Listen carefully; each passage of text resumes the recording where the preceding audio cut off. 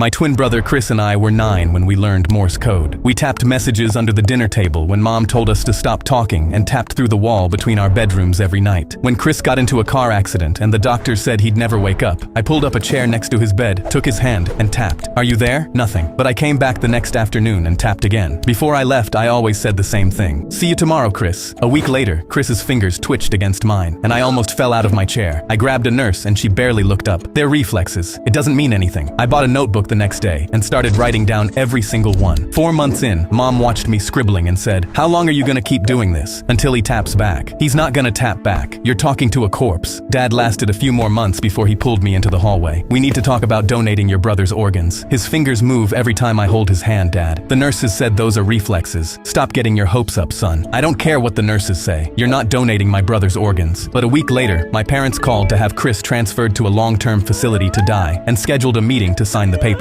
The afternoon before the meeting, I tapped into his palm like always, but this time, something tapped back. Short, short, short. Long, long, long. Short, short, short. SOS. I grabbed his hand. "Chris, if that's you, squeeze once." He squeezed so hard my knuckles cracked. I stormed into the meeting room and told them my brother just responded to me. The caseworker said, "This is very common with families who aren't ready to let go." My parents nodded. I grabbed the transfer papers off the table. "You're not signing anything until you come see for yourself." I walked them to Chris's bed and grabbed his hand. "Ask him anything." The caseworker asked what year it was. Chris squeezed out the answer. Count to 5. 5 perfect squeezes. His mother's name, tapped out letter by letter. By the 10th question she said, "He's still alive. We can't move him." Weeks later, I asked Chris what kept him fighting when everyone gave up. Heard Mom call me a corpse. Heard Dad say donate my organs. Heard all of them leave, except you. I asked why. "I wanted to see you